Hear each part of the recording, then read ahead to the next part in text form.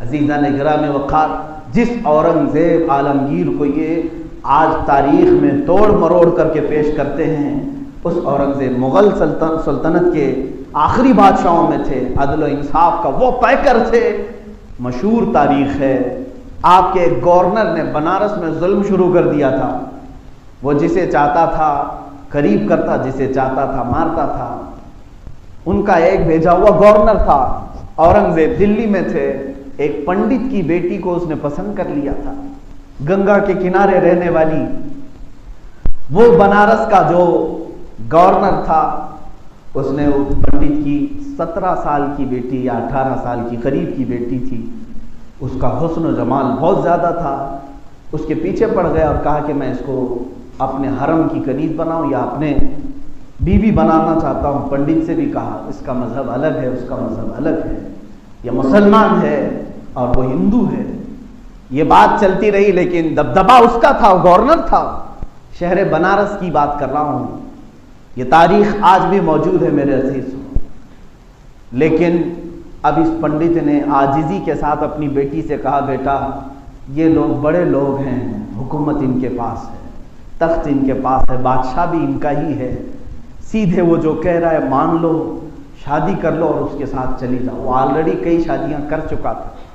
लेकिन उसकी बेटी ने कहा, मुझे नहीं लगता कि इस्लाम इतना हल्का है, मैं चाहती हूं कि ये मामला बादशाह के पास ले जाऊं। इधर इस पंडित ने उस गवर्नर से कहा कि हमें सिर्फ एक हफ्ते का वक्त दे दो, हम तैयारी करेंगे, शादी करेंगे।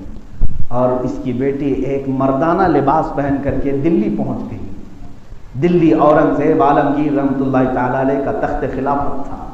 आप दिल्ली की जामा मस्जिद में जुमा पढ़ाकर निकल रहे थे। लोग अपने अपने मुसाफे के साथ अपनी शिकायतें भी बयान करते थे। उस वक्त देखा एक लड़की जो मर्दों का लिबास पहन करके है, कोई तो नहीं पहचाना, किसी ने नहीं पहचाना उसको, वो लड़का बनकर खड़ी थी औरंगज़ेब से मिलने के लिए। सैयदना औरंगज़ेब रहमतुल्लाह तआला अलैह की नज़र जैसी ही पड़ी, आपने अपना रुमाल दिया और कहा, बेटी अपना सर छुपा लो, अपना सर ढाक लो, बेटी अपना सर ढाक लो। वो लड़की कहती है, जैसी बादशाह की जुबान से मैंने बेटी का लफ्ज़ सुना, मुझे इंसाफ की उम्मीद जाग गई। अपने हुकूमत के महल में आपने तलब फरमाया, कसर अदालत में पूछा क्या मामला है। उस लड़की ने वाक़या बताया, बनारस में आपका भेजा हुआ जो गवर्नर है वो जुल्म कर रहा है और मेरे पीछे पड़ा है, ज़बरदस्ती मुझसे शादी करना चाहता है और मैं नहीं चाहती। औरंगज़ेब ने कहा, जा तेरे बाप से कह दे शादी की तारीख फिक्स कर दे, शादी करने की तैयारियां कर दे। उस खातून ने कहा, मैं इंसाफ के लिए आई हूं। कहा, मैं कह रहा हूं तेरे बाप से जाकर कह दे 3 दिन के बाद शादी कर दें, फौरन निकल जाओ। वो लड़की रोते रोते वापस बनारस आई। पंडित ने पूछा, क्या मिला इंसाफ? क्या मैं नहीं कहता था कि हुकूमत इनकी है, तख्त उनका है, ताकत उनकी है? वो लड़की कहती है, फिर भी मुझे उम्मीद है कि उसने मुझे बेटी कहा है, बादशाह ने मुझे बेटी कहा है। 3 दिन के बाद शादी तारीख हो गई और उधर वो गवर्नर अपने हवारी मवारियों को लेकर डोली लेने के लिए आया। बारात लेकर जैसे ही इसके घर आए, ये दुल्हन बनकर सज कर के घर से निकली, रोती हुई जा रही थी। रास्ते में वो पैसे लुटा रहा था। रास्ते में एक फ़कीर आया और उस गवर्नर से कहा कि मैं तुमसे कुछ बात करना चाहता हूँ। उस गवर्नर ने कहा, क्या बात है? आज हमारी शादी का दिन है, ऐश का दिन है, हम बात नहीं करते। उस फ़कीर ने अपनी गुदड़ी उतारी तो देखा वो औरंगज़ेब बीच रास्ते में, उसको खींचा, उसी डोली पर से, उसी गाड़ी पर से नीचे उतारा और कहा कि तूने यहाँ पर मेरे हुकूमत के अदल को दाग लगाया है। तेरी शिकायत लेकर के एक बच्ची अगर दिल्ली तक पहुंच सकती है तो तेरा जिंदा रहना किसी काम के लायक नहीं है। इस बनारस की सरजमीन पर तूने जुल्म की तारीख रकम की है। वहीं से उसे जल्लाद के हवाले किया और लोग उसे गिरफ्तार करके बादशाह के सिपाही ले गए और उस दुल्हन की डोली वापस अपने घर आई। उसकी खुशी की इंतहा न थी और पंडित भी देखता रहा। औरंगजेब को उसने बुलाया। ये मैं आपको बता रहा हूँ हिंदुस्तान की तारीख, इंडिया की तारीख, भारत की तारीख। उस पंडित ने अपने घर बुलाया, औरंगजेब तशरीफ लाए, आम लिबास में आए थे। जैसे ही घर में आए तो कहा कि मुझे एक मुसल्ला दे दो, मैं 2 रकात नमाज पढ़ना चाहता हूँ, एक कपड़ा, पाक कपड़ा दे दो। उन्होंने एक पाक कपड़ा दिया, आपने उसी के एक कमरे में 2 रकात नमाज अदा की और निहायत ही बेताबी के साथ कहा, शिद्दत की प्यास है, अगर एक गिलास पानी पिला दो। उन्होंने पानी भी पिलाया।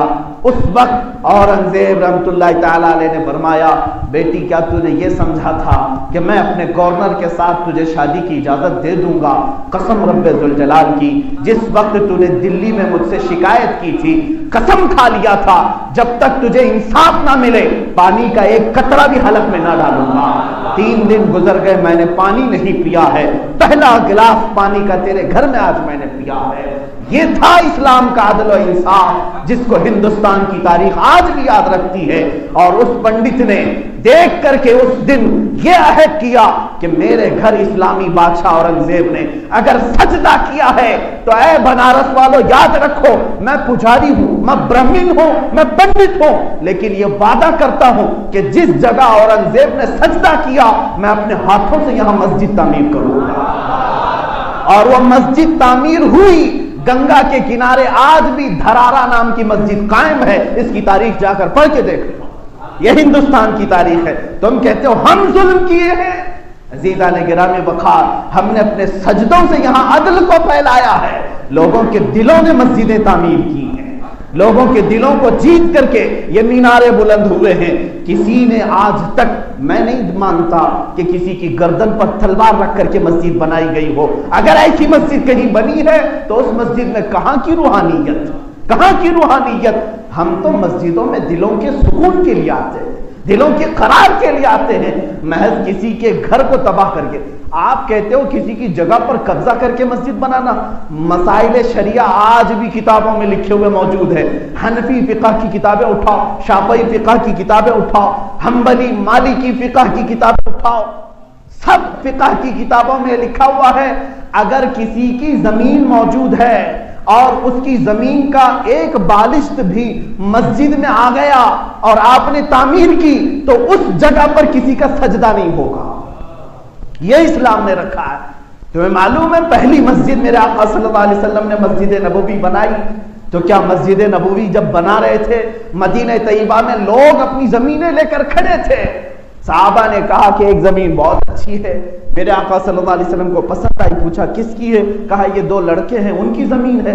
वो दोनों सहाबी थे। हुजूर सल्लल्लाहु अलैहि वसल्लम से अर्ज किया कि आका अगर ये मस्जिद के लिए आप कबूल करते हैं तो हमारी शहादत की बात है, आप कबूल फरमाएं और इस पर तामीर करें। अल्लाह के नबी सल्लल्लाहु तआला अलैहि वसल्लम ने फरमाया, मैं कबूल तो करता हूं मगर इसकी उजरत दे करके, इसका मुआवजा दे करके। और उन बच्चों को जमीन की कीमत अदा की गई और उस कीमत के अदा करने के बाद मस्जिद नबवी मेरे आका ने तामीर की। जबकि रसूल करीम सल्लल्लाहु अलैहि वसल्लम के लिए पूरी जमीन जहां वो चाहते कदम रखते मस्जिद बन जाती। हुजूर सल्लल्लाहु तआला अलैहि वसल्लम ने भी यह हमें तालीम दिया कि किसी की एक बालिश्त जगह पर भी गैर कानूनी तुम मस्जिद नहीं तामीर कर सकते। अभी तुर्की की जिस मस्जिद को लेकर के पूरी दुनिया में बवाल हुआ, मस्जिद आया सूफिया के मुताल्लिक, ये पूरी दुनिया में वबाल मचाए हुए हैं और कई सेकुलर कीड़े ऐसे हैं जिनको ये बात हजम नहीं हो रही कि ये मस्जिद कैसे बना दिया इन्होंने, मस्जिद कैसे बनाया। तारीख पढ़ो जालिमों, तुम सिर्फ और सिर्फ इंटरनेट की दुनिया के कीड़े बनकर रह गए, तुम्हें तारीख नहीं मालूम।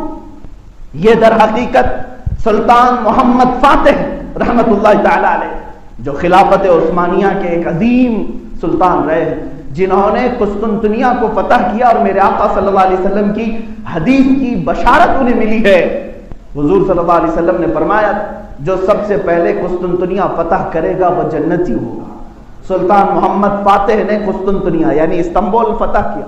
उस वक्त वहां पर यह आया सूफिया एक चर्च थी जो पुरानी चर्च थी। जाहिर सी बात है जब हुकूमत आई तो आपने उन लोगों को बुलाया, ईसाइयों को, पूछा क्या तुम यहाँ कायम रहना चाहते हो? कहा अब हमारा यहाँ कुछ है नहीं, हम तो अपने अपने वतनों में जहां हमारे लिए खैर हो हम जा रहे हैं। सब छोड़ करके जा रहे थे कुस्तुनतुनिया को। उस वक्त ये मरकजी जगह थी तो उन्होंने कहा कि एक काम करो, जो तुम्हारी चर्च थी ये मेरे हाथों बेच दो। आज भी चर्च बिकती है अमेरिका में, यूरोप में, कनाडा में, इंग्लैंड में जाकर आप देखें। आज भी जब चर्च के मैनेजमेंट वाले संभाल नहीं पाते तो वो बोली लगाते हैं, ऐलान करते हैं कि ये चर्च बिकाई जा रही है, कोई खरीदना चाहता है तो खरीद ले। कई चर्च, आज के जमाने की बात कर रहा हूं, आज भी। यह और बात है कि हिंदुस्तान में यहां पर तशद्दुद ज्यादा है, बाहर मुल्कों में आज भी वो अपनी इबादत खाने बेचते हैं अगर उनके ऊपर बोझ हो जाए तो, लेकिन मस्जिद हम बेच नहीं सकते। वहां पर ईसाइयों ने सुल्तान मोहम्मद फातिह के नाम पर वो चर्च को फरोख्त किया, बेचा, और उसके जो सेल डीड है वो आज तक मौजूद है। जो सुल्तान मोहम्मद फातिह ने खरीदा वो आज तक मौजूद है, उसके दस्तावेजात हैं तुर्की के पास। ये 15वीं सदी की बात थी। 15वीं सदी से लेकर 1921 तक तकरीबन यूं समझ लें 500 साल के करीब वो मस्जिद थी। उसको तामीर किया, मीनार बनाए, नमाजें हुई, कुरान पढ़ा गया, खिलाफत उस्मानिया को ख़त्म किया गया 1921 के करीब में। उसके बाद इनके दर का एक कुत्ता ला करके इन्होंने तुर्की पर बिठाया, जिसका नाम मुस्तफ़ा कमाल बादशाह था। नाम तो बड़ा अच्छा है, लेकिन वो था मुनाफिक, यहूदी। उसको तुर्की का बादशाह बना करके रखा। 11 साल के अंदर उसने सेकुलरिज्म का नाम लेकर सारी मस्जिदों से अजानों को बंद किया, और उसने कुरान की लैंग्वेज को तब्दील कर दिया। कहा कि अरबी में कोई पढ़ नहीं सकता। तुर्की में उसने इतना सेकुलरिज्म के नाम पर जुल्म किया, और उसके बाद ये पाबंदी लगाई कि जिसको कुरान पढ़ना होगा वो तुर्किश लैंग्वेज में पढ़ेगा। हिजाब को खत्म, मदारिस इस्लामिया नहीं चलेंगे, कहीं पर भी मजहब के नाम पर कोई भी मदरसा नहीं चल सकता। उलमा को बंद किया गया, कैद किया गया। 11 साल ये नंगा नाच नाचा गया तुर्की में, और पूरे इस्लाम को खत्म करने की पूरी तरह से कोशिश की। उसी जमाने में उसी मुस्तफ़ा कमाल बादशाह, जिसको अतातुर्क भी कहते हैं, उसने ही ये 500 साल से मौजूद जो मस्जिद थी, सुल्तान मोहम्मद फातिह ने जिसको खरीद करके मस्जिद बनाया था, इस जालिम ने उसको बदल करके म्यूजियम कर दिया। कहा कि ये मस्जिद नहीं रहेगी, यहाँ अजान नहीं होंगी, कुछ भी नहीं। हाँ, इसको म्यूजियम बनाते हैं, बहुत पुरानी है, 2000 साल पुरानी है, तो इसको म्यूजियम बनाते हैं, लोग आएंगे देखेंगे। वहाँ सब आते थे, सयाह, हर किस्म के लोग आते थे जूते पहन करके।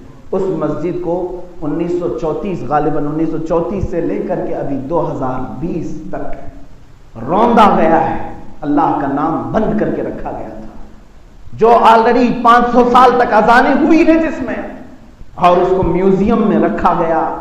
आज वहां की भी सुप्रीम अदालत ने फैसला ये सुनाया कि जो पुरानी मस्जिद थी उसको मस्जिद में कन्वर्ट किया जाए। तो तुर्की के सदर ने ये फैसला नाफिज किया, और फिर से उस म्यूजियम को खत्म करके अपनी असली हालत मस्जिद बनाई। इतना काम किया तो पूरी दुनिया के सेकुलर कीड़ों को दर्द शुरू हो गया। तारीख अगर मैं बताऊं, स्पेन में जाओ, 500 मस्जिदें ये चर्च बना करके रखे हुए हैं। आज इस्लाम की बड़ी मस्जिद करतबा, आज भी वो म्यूजियम बना करके रखा गया। चंद लोगों को नमाज पढ़ने की इजाजत, बाकी कोई नहीं पढ़ सकता। हंगारिया, बल्गारिया, ये वो कंट्रीज हैं जहां आज एक मस्जिद तो तुर्की के पड़ोसी मुल्क के अंदर है, हंगारिया में। वहां पर उस मस्जिद के मीनार भी हैं, गुंबद भी है, सब है, आज भी है, लेकिन उसको चिड़िया घर बनाया गया और हाथी उसमें बांधे जाते हैं। ये दुनिया को नहीं नजर आता। एक मस्जिद तुर्की में इन्होंने वापस अपनी असली हालत पर कर दी, तो ढिंडोरा पीटने लग गए कि म्यूजियम से मस्जिद बना दिया, म्यूजियम से मस्जिद बना दिया। जालिमों, तुमने 1000 से ज्यादा मस्जिदों को अस्तबल बना करके रखा है। ये जुल्म किसी को नहीं नजर आता। एक मस्जिद के मामले में सब भौंकने लग जाते हैं।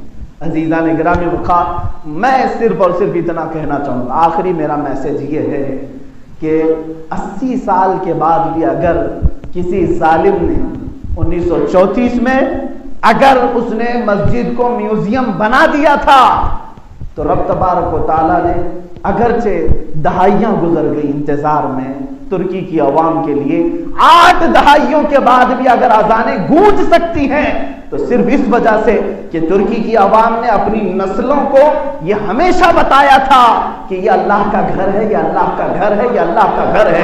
आज ये अहद करो है मुसलमानों, अपने हर बच्चे को बता करके जाओगे, वहां पर जमीन पर जिस तरह आज ऐलान करके जालिमों ने अपना बुतगदा बनाने की कोशिश की है, ऐ मेरे बेटे वो मस्जिद थी, मस्जिद थी और मस्जिद थी।